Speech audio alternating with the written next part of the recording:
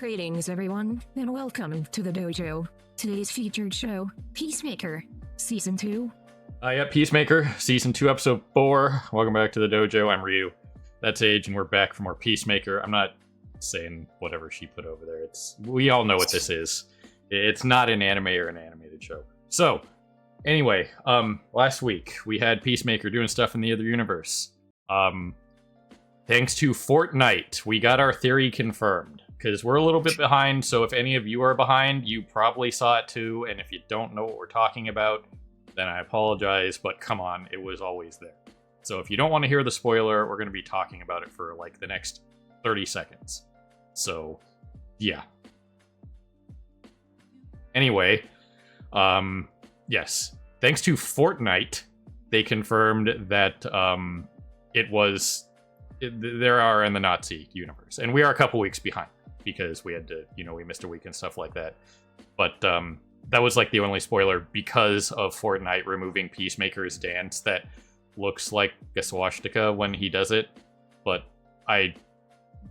it's questionable. That is an insanely questionable pull. Just having your hands like this and then, the reverse thing, like with your other hand when you have your other hand down, like in the opposite direction on the other side. It's like, you could argue that somebody doing the sprinkler is doing the Hitler salute. So there was all that shit with the Elon Musk where he was just waving to the crowd, but it looked enough like the Hitler salute that everyone just insisted he was doing the Hitler salute. Right, and that's obviously dubious. I'm not a freaking fan of Elon Musk, but come on. You know what I mean? So but either way, that confirmed the theory. That's unsurprising. So we were pretty much like in on that. That's not like really a spoiler for us because we figured that's what it was after Age brought that up. So yeah, once again, it was the only thing that didn't really make it obvious is just because that's such a niche universe. Most people wouldn't even know that it exists. I barely even knew that it existed. It was just one of the random freaking things that have come up on my random exploring of DC and stuff since we've been doing the frigging DC things. Yep. Was that, yes, there is a DC universe, it's like Universe X or something like that, that the whole, difference in that universe is just that the Nazis won World War II, and therefore a lot of the governments and stuff are radicalized towards, racism and a lot of other Nazi ideals. Right. Now, I will say this because I read the whole article, the articles about the Peacemaker dance, because he's just doing his dance from the OP, from Season 1. Here's the problem. That is the prime Peacemaker doing that dance. Yeah.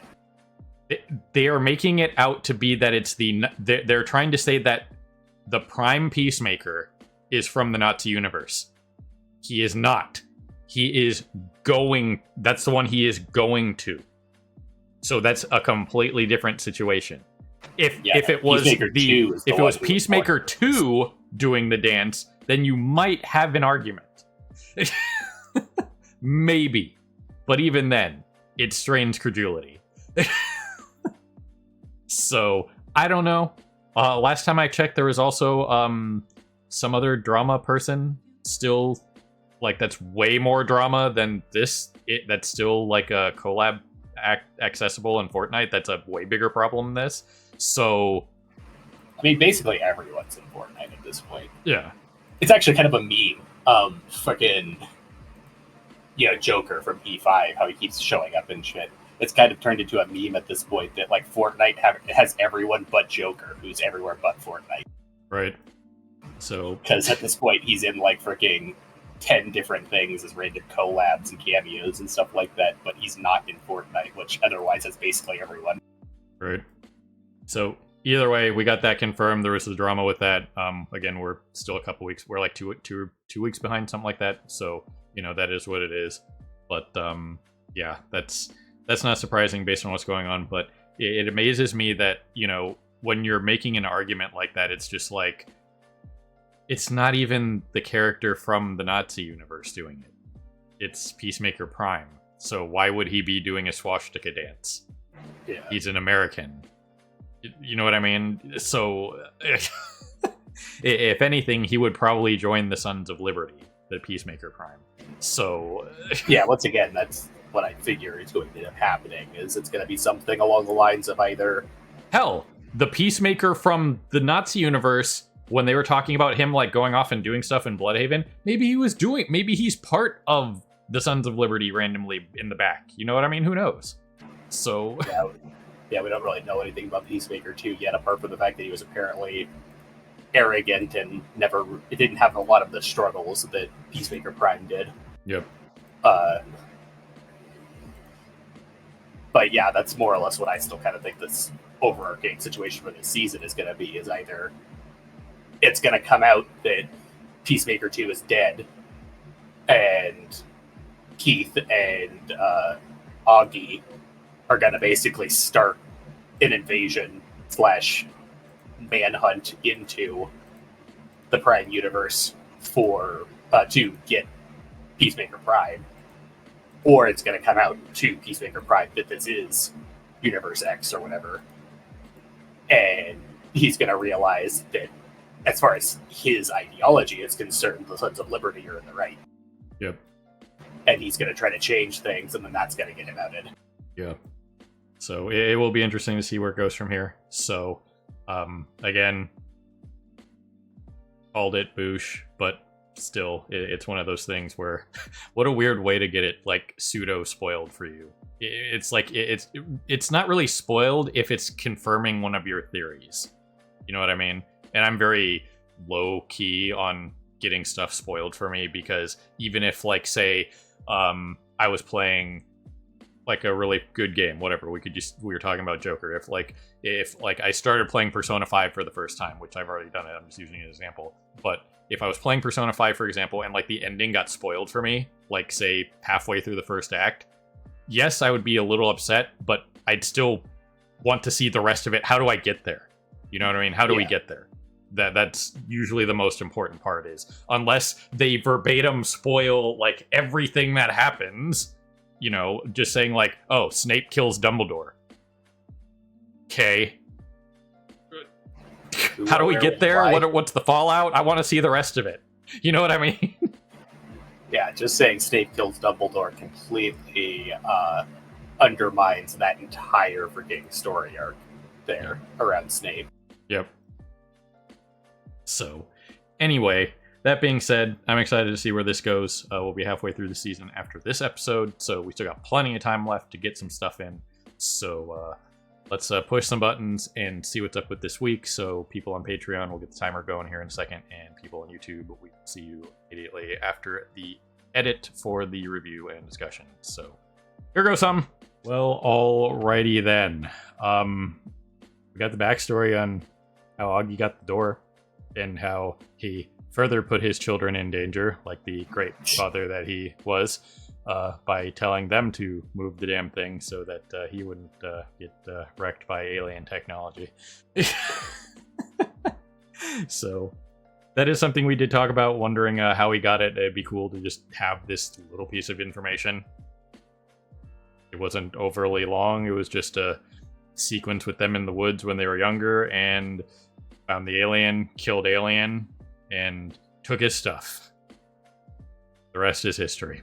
Yeah, they were just out hunting or whatever, and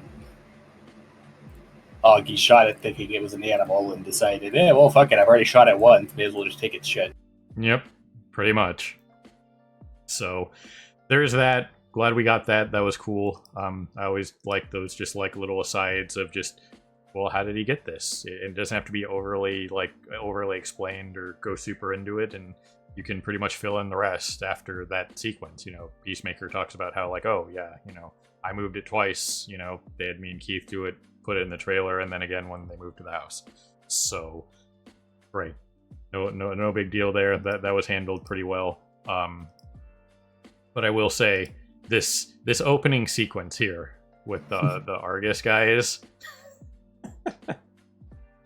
absolutely just pitch perfect madness, 100%. I mean, it kept going, and it was impressive. It was like a run-on sentence that just kept going, and it was just great. Just everything about it. Um, just even down to getting the like random tertiary character involved when Porto told them all to shut up. It's just like, yeah, I didn't say anything. Well, you did now. Yeah. So, bravo on that sequence. It was fantastic. It was one of those things where you kind of look at this and go, coworkers don't talk to each other like that or whatever. It's just like, let me tell you guys a story really quick here, since I don't have a huge amount to say about this episode. It was great. I enjoyed it, but really quick here. Outside of our house a couple days ago, most people, wherever you live, not everywhere, but if you have natural gas in your town, and it, like, you know, for your water heater, if you have like a gas stove, your furnaces, you know, that kind of thing for your heater in a house, whatever. If you have that in your city, there are lines that, you know, are underneath the streets and go up your house and, you know, that kind of thing.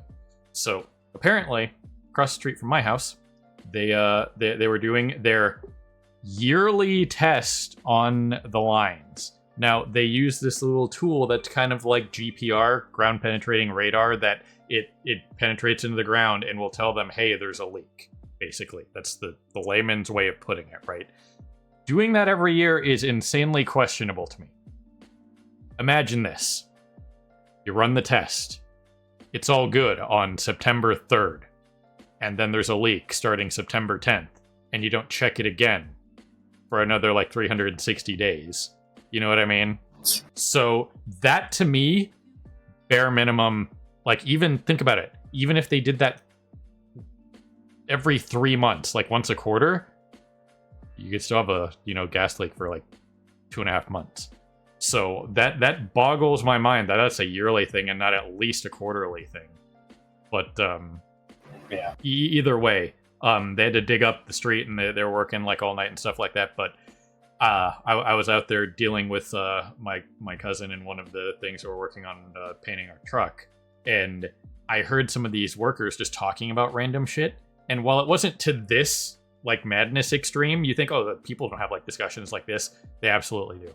100%. Like when they were waiting on like a jackhammer to like recharge or whatever the heck they were doing, waiting on stuff, like some of the stuff they were talking about, I was like,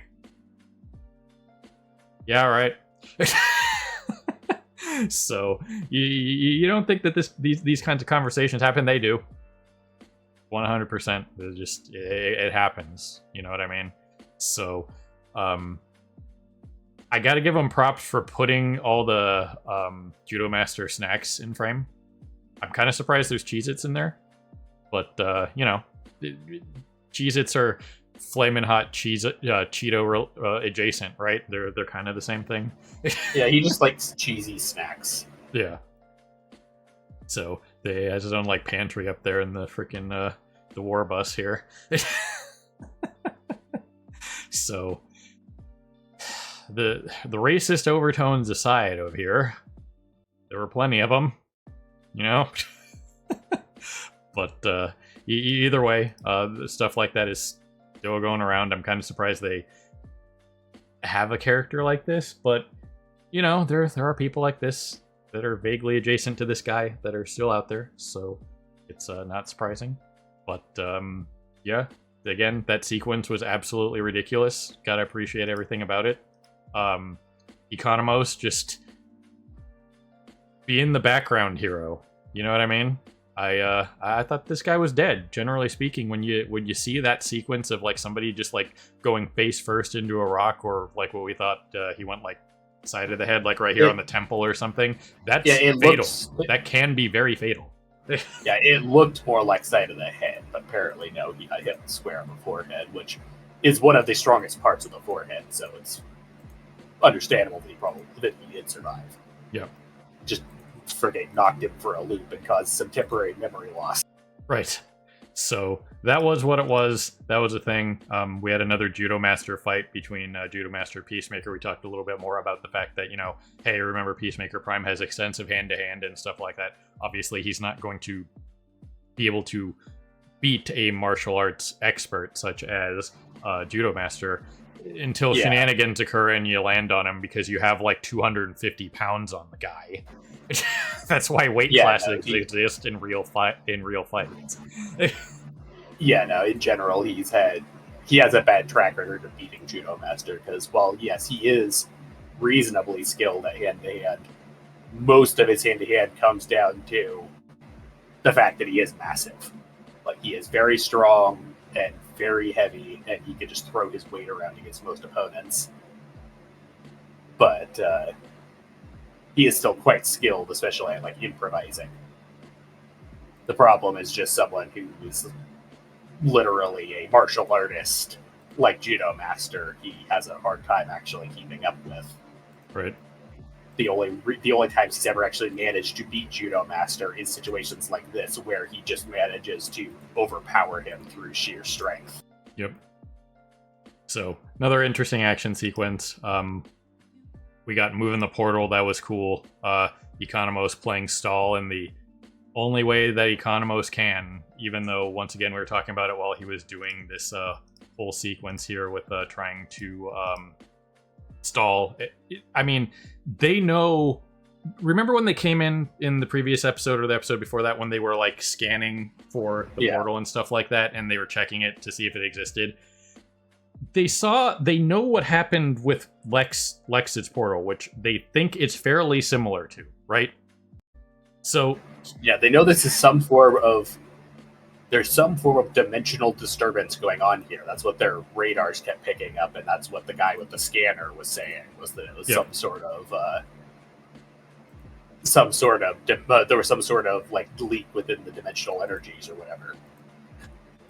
Economos totally could have played into that. Of all of his like flubbing here and floundering and trying to figure out how to stall, he could have just played into the whole thing of like being extra cautious because this is a potential black hole on his hands. Right. Like, he could have just pointed that out and just could have pulled out some device like what that guy had and just been like scanning the door very freaking slowly. Like, hey, you guys want a black hole in this room?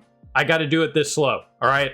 Before he starts picking the lock. You know what I mean? Because he basically just hooked up the auto lock picker. We'll just call it that. You know, it's just a device that that device, for the science nerds, in its essence it's a device that brute forces any code. Yeah, it just sits there and it just sits there and it runs through, starting with the most common possible iterations and going to the least common possible iterations, and just keeps trying every possible combination at a accelerated pace. Right. So like some of those most advanced ones, though, can literally go through millions of possibilities in seconds. Yeah. So, you know, when you have, what was that, like a 10-digit keypad at most, you know, while there is a ton of combinations for that, if you have a device that can go through millions of, you know, options, you know, every couple seconds, you're going to crack it in like less than 10 seconds. The biggest problem with those kind of things is not knowing how many possible numbers it is. Right. Because your number of possible inputs is basically the baseline complexity for the thing. And it is then multiplied by how many digits the actual password itself needs to be. Which I believe for this case it was 7. Right. Because just because something's like, say, a 10-digit keypad, that doesn't mean that the password's 10. You know what I mean? So that's another thing that it has to, you know, the input is, you never know how long any of these passwords are. You know what I mean? So it's one of those things where maybe the device stops. You know what I mean? There are certain devices that when you input a code, like say like on a bike lock, there's 4 of them, right? So, or 4 or 5. So you know that there's only 5 digits there. But on certain like devices, when you push, like say if you just sit there and you start pushing 1 over and over and over again, if you get like 47 ones coming across the input screen, then you know there's, you know, whatever it is. But if you push 1 a bunch of times and then it stops letting you input a number at say 8, then you know that it's an 8-digit password. You know what I mean? It's at most an 8-digit password. Yeah, you don't know if you don't know if blank spaces are allowed. Yeah. The way you'd have to figure that out is you'd have to input less than 8 and try again and see if it actually even accepts it. Yeah. But yeah, it's actually really easy to figure out since it's specifically a 10-digit input, because then it ends up literally just being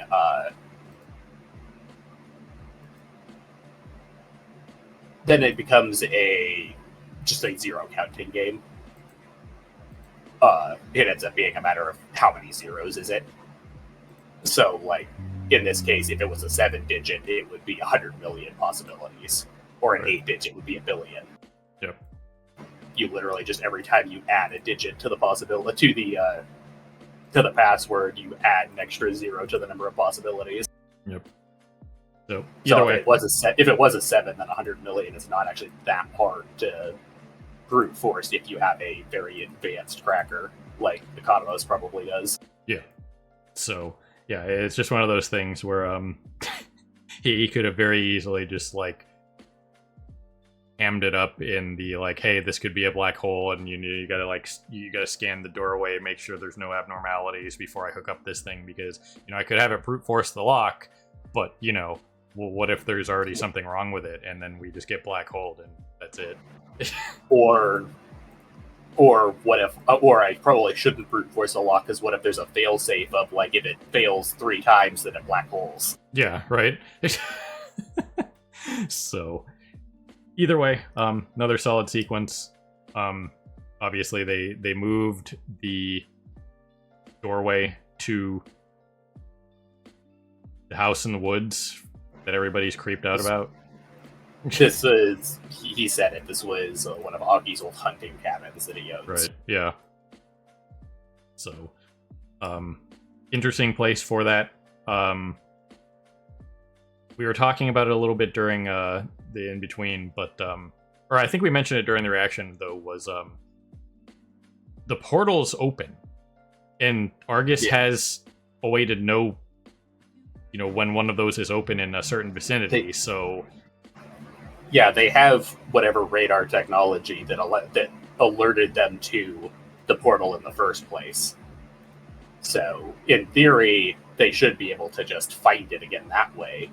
The main argument I would see against why they couldn't right now is because they're all busy just trying to chase down Peacemaker, and no one's actually at the base trying to freaking run the damn radar to scan for things. Right. But good thing Eagle Hunting guy is on it with his 4th dimension tribal ritual magic. Yeah, apparently Mr. Cultural Appropriation over there actually has powers. Yeah, I guess so. Like I said, here at the end, it's like, if you guys had tribal ritual on your bingo card, man, congratulations. You know what I mean? You've won, because this is some serious Native American mythos magic kind of craziness. So, yeah, I didn't expect to see that out of this guy, but sure, why not? It was definitely a thing. They even pulled off some of the classic 80s slow-mo in that. Did you guys see that? the classic 80s music video slow-mo. They just kind of threw it in there for that extra little bit of effect. Yeah, we're gonna slow everything down and do the slow-mo, but we're gonna make the slow-mo only like 3 FPS. Yeah, right. But yeah, no, the thing is that I harped on the whole thing of there's actually very little blood in your head. A surface head wound like that's not going to bleed very much, even if you're sitting there aggravating the wound like he was. Because the majority of your blood is in your eyes, brain, and tongue. Like, the actual skin has very little blood in it whatsoever. Right. So, yeah, I mean, this was definitely a thing. He knows where they're at. So that's one way to find him, I guess. I don't think that Argus told him to go do this. This is just him hunting the eagle. He's on his own solo freaking quest now to go hunt down Eagly, because as far as he's concerned, Eagly is Satan. Yes. That's the easiest way to put that one. So, we got a lot of stuff going on. You know what I mean? Definitely, like I said there at the end, it definitely felt like mid-season, so we definitely got plenty of time to go. But, man, I think it's definitely going to ramp up in one way, like if Adebayo and Vigilante like just get curious and go into the other universe, because she starts telling Vigilante about it, because, you know, he brought up the whole, oh, I've been in there a bunch of times because, you know, best friend thing. And she has to like, well, has Chris told you about the other universe? And then he's gonna get all mad about it, and then they're gonna go over there, and you know what I mean?